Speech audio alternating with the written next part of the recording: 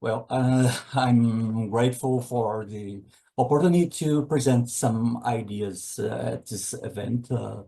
I pay tribute to Yuri Letish, with whom I have been developing public history activities in Brazil.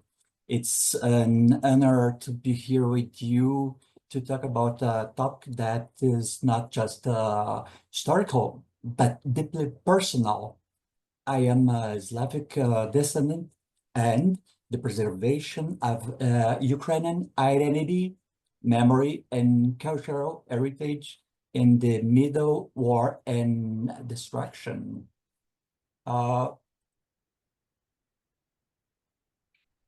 Let me take you back to October 30, 2022, to a folklore performance in Curitiba entitled Ukraine, One Nation, presented by Poltava Folklore Group, a festival of nation. Before the music began, a powerful message was shared with audience. Being Ukrainian is much more than just belonging. It is defending with third nail our most precious asset, the freedom and the integrity of our nation. Ukraine never die. Those words capture the essence of what I want to discuss today. Ukraine's cultural and historical heritage is under attack. But at the same time, Ukrainians around the world are fighting back, not just on the battlefield, but in museums, schools, virtual spaces, and through activism. The battle of over memory and identity. One moment, please. For the past decade, Ukraine has been at war, not just a military conflict, but also a battle over history and identity. Russian propaganda claims that Ukraine is not a real nation, that its language is artificial and its story is inseparable from Russia. These narratives are not new.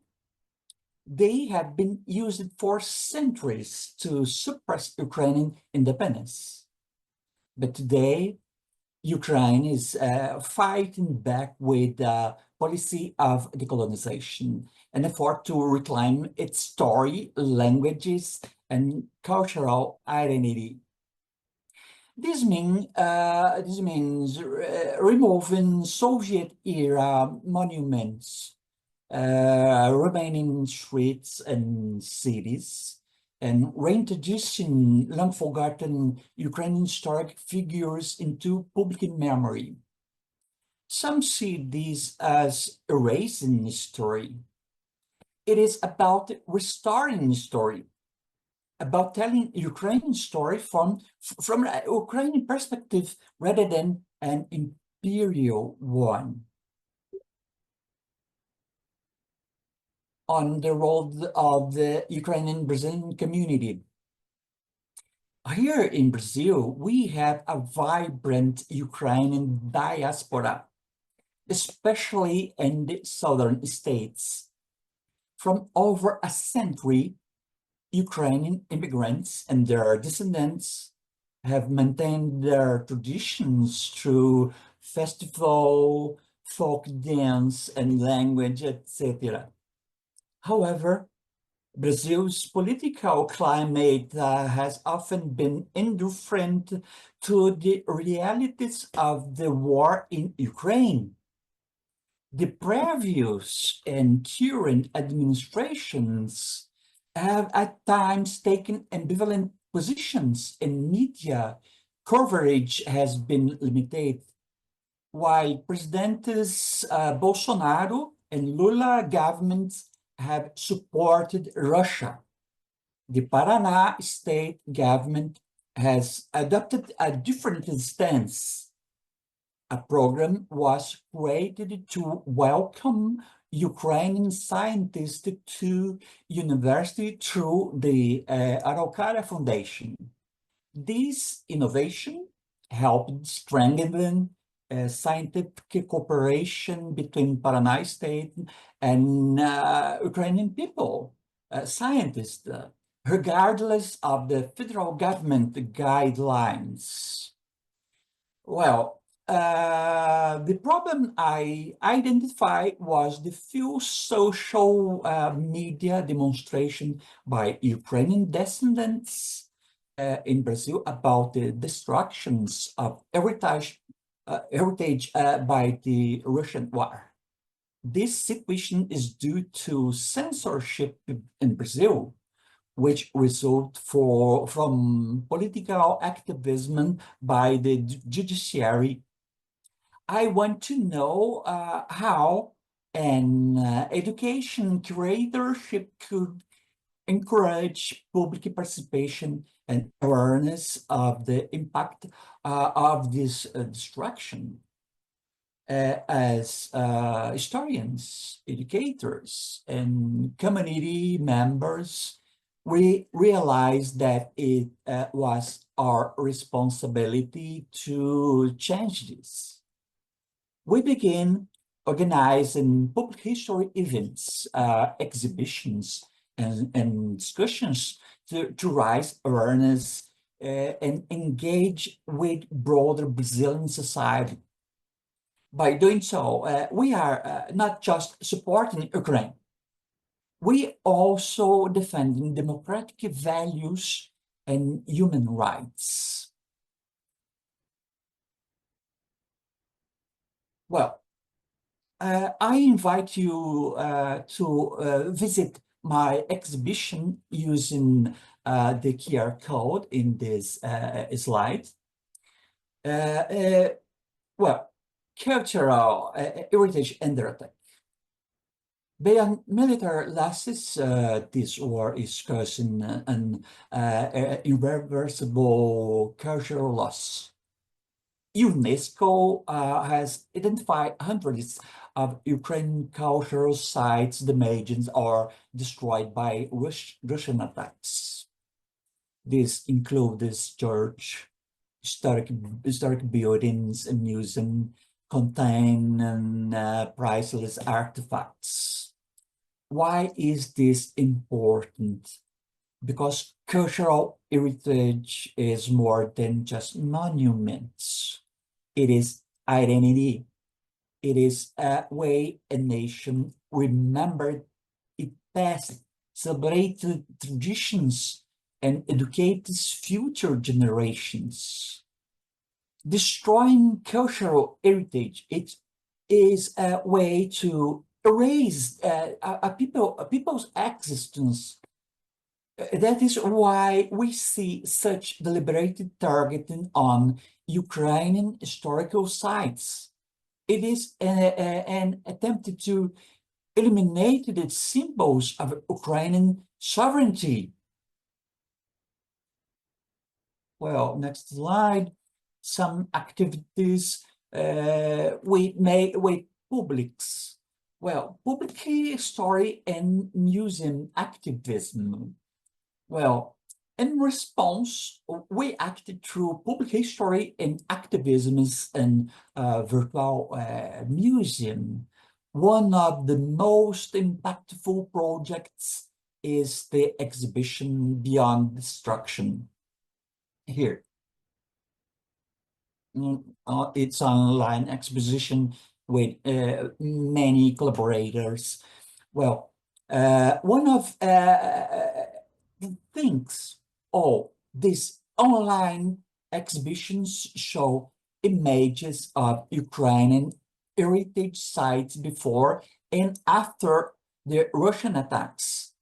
Visitors can see the destructions for themselves, read about a story of these sites, and participate by leaving comments or sharing their thoughts via recorded messages. In addition, public story make it possible to write a story for and with the public. These include process with the community at large. Through these efforts, we seek to amplify the voices affected by the conflict, promoted historical awareness, and encourage dialogue about cultural preservation. Another event focused on children experience at museum, in school, at museum, in the newspaper, in exposition. We worked with Brazilian students to create art inspired by experience of Ukrainian children living through war. This gave young people a way to connect with and reflect on global events through artistic expressions. No, yes, excuse me. These projects are part of broader movement and museum activisms.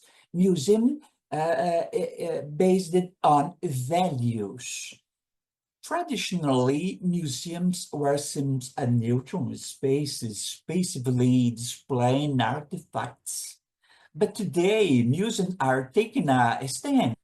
They are actively engaged in political and social debates, promoting human rights and using their platforms to educate the public about issues like war and cultural preservation. Well, something activities realized with public and contributors. Here you can see other virtual expositions. You can access about you can access through this QR code. Well, the power of collaboration and lessons for Brazil and beyond. These activities were not created alone. The creatorships adopted an approach deeply aligned with the principles of shared authority, central concepts in museological activism. The inclusion of a wide range of collaborators, from graphic designers to historians and heritage specialists, enriches not only the exhibition's contents, but also illustrate how museums can transform into a vibrant space of co-creation and civic participation. This collaboration was not merely tactical. It reflected an ethical and social responsibility, promoting activism that transcended physical boundaries of the institution and connected with a global community. This model of curatorship reinforced the idea that museums are not just passive guardians of heritage, but active agents of social and cultural change, capable for influencing and inspiring collective actions in response to global crises. Well, while Ukrainian is the focal point of these discussions, there are broader lessons here for all of us, especially in Brazil. Just like Ukraine is reclaiming its historical narrative, we in Brazil also face challenges is how we remember our own past. who story get told, whose voice are heard, what role do news and public space play in shaping national identity. These are not just theoretical questions, they have real consequences. A society that does not take control of its historical memory is vulnerable to manipulation and misinformation. This is why decolonizing memory and engaging in heritage activism are crucial, not just for Ukraine, but for every nation grappling with the past. Certain contributions, persons in Brazil, in Argentina, in Ukraine, Ukraine Institute, Brazilian Institute Museum, many collaborators participated in the virtual expositions, museums, memorials, and other sites of memory in Brazil. But now, conclusions. Well, Russia's war against Ukraine is more than a military conflict. It's a systematic assault on historical memory, public memory, and the identity of a people. I fully support Ukraine's decolonization's effort to break free from Russian narratives, reaffirming its own historical autonomy. This isn't only about preserving the past. It's about shaping a future where cultural memory serves as a defense against oppressions, strengthening both national resiliences and global solidarity. Well, my public history and work with a virtual museum and to build bridges across generations, cultures, and borders. Through virtual expositions, we invite people to join an inclusive dialogue connecting past and present, finding renewed strength in what can still be saved. Safeguard Ukrainian's cultural heritage and decolonization, its historical memory go far beyond preserving monuments and archives. The resilience of the Ukrainian community in Brazil too, and the international effort to protect its cultural rights drive me to use public history work as a tool of social by preserving Ukrainian heritage through global partnerships. We affirm the power of the shared history and the duty of global communities to resist erasure.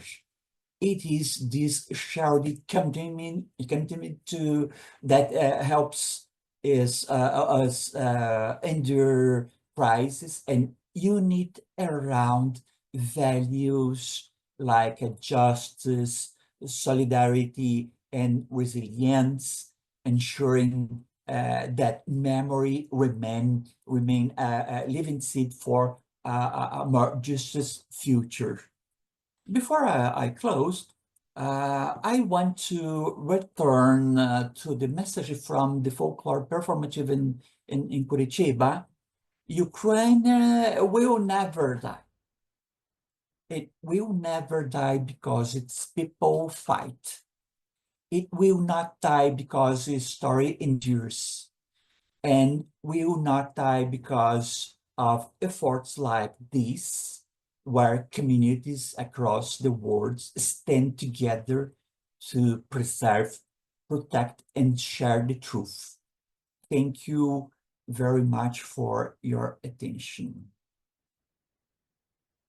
Thank you very much, Professor Kobelinski, for your report, for your presentation, for your fascinating work with Ukrainian activists.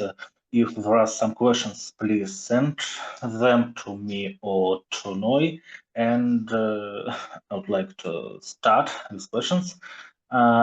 Actually, I really appreciate this work, this exhibitions, but I have some questions about where were they situated in, where did they take place, how many people were involved, and in what way children, Ukrainian children maybe, were involved in this work. You mentioned the need, the work on the dark memory of the war. And could you elaborate on this topic? What does it mean?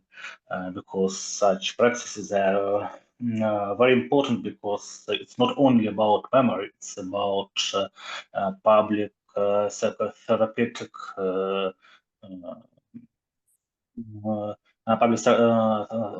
public psychotherapeutic way of managing trauma. What trauma, actually? Okay, let me see. One moment, please. Yes. My pet is here. Well, let me see. Um,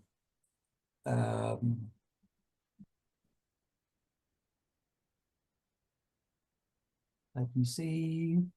Okay. School children and political, I think, in all. From my perspective, those actions are subversive in the best possible way, and with children and adults. Okay. In Brazil, where political discourse is often shaped by populism and media manipulation, performative actions, or activism offer an alternative means of engagement. Rather than relying on conventional political debates, which are often dominated by misinformation and partisan interest, this initiative is created direct emotional connections with the audience. We work with many people in the university, in the community, in the persons that I don't know in every time. And when children create art, the Python thing, or when diaspora members share oral stories, or when exhibitions invite public participations, history becomes visceral. This is particularly powerful in a polarized society where rational discourse is often drowned out by ideological noise. These actions bypass traditional gatekeepers of information and appeal to shared human experience, and making it hard for political actors to distort the reality of the war. Mm-hmm. And was it just Ukrainian diaspora? Were they people who experienced this particular war, or this diaspora was formed before it? Well, about diaspora, I see the Ukrainian-Brazilian community's response as a crucial counterforce against global apathy and misinformation. In a country like Brazil, where the government has taken ambiguous positions on the war, the role of cultural activism becoming ever more important. Traditional media outlets have often failed to provide nuanced coverage of the conflict, leaving a vacuum that is filled either by misinformation or political rhetoric that distort the nature of Ukrainian struggle. Ukrainian Brazilians are not just commemorating their heritage. They are engaging in form or counter hegemonic discourse or narrative by using performative activism, music, poetry, visual storytelling. They break through the desensibilizations that often accompanies distant wars. These initiatives remind Brazilian society that this is not just a geopolitical conflict, but a human tragedy with real people suffering real consequences. Moreover, this activism exposes the contradictions with Brazilians on political landscape.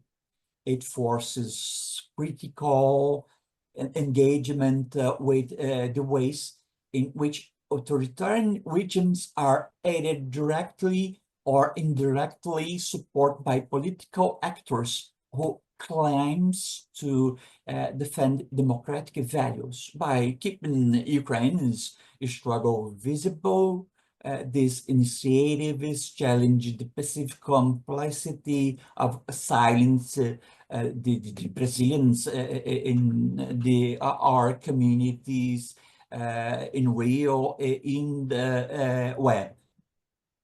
Mm-hmm. Thank you very much. Actually, I haven't got any questions, so we can move further. Once again, Dr. Kobelinski, thank you for your report and thank you for your projects that unite Ukrainians and Brazilians together on the basis of democratic and liberal values, and suppose that such events are quite crucial. And of course, it's not only Brasilia where such exhibitions or projects take place, and maybe in future it will be quite interesting to compare how modern art assists the development of public memory. Actually, unfortunately, it's not only Europe and democratic societies who use it, but actually Russians as well. So several weeks ago, I wrote an article about Mariupol and how Russia tries to manage cultural heritage over this city that was destroyed, totally destroyed in the spring 2022, and they tried to erect new monuments. They opened a new museum devoted to one Stalin's friend born in Mariupol, and it's quite a Stalinization of memory to say that Mariupol was a part of Russia in all time, and there was no Ukraine at all there. But actually, I saw one video from the opening ceremony of this museum, they organized an exhibition of children's works, paintings, or paper crafts, such things. Children from Mariupol who experienced this invasion, who experienced this attack on Mariupol, who were under the bombs, and they asked them to make their own paintings. And these children welcome Russian soldiers. They say, thank you, soldiers, to take our towns. And actually, it's not the way modern art, from my position, it's not the way modern art should work, but such practices still exist, unfortunately. Mom, I see where. Yes, of course, an occupied Mariupol, but still, it's quite a way to understand that sometimes there is a practice and there is a way how to use to serve democratic values or to serve occupation. But still, yes. Thank you very much once again, Dr. Yeah, Mom, please. Yes. I see digital platform as both an opportunity to and challenge. On the other hand, the democratize access to historical narratives, allowing people from all over the world to engage with the destructions of Ukrainian heritage. Virtual exhibitions ensures that the loss of our cultural memory is documented and disseminated to prevent historical erasure. Oh, thank you so much.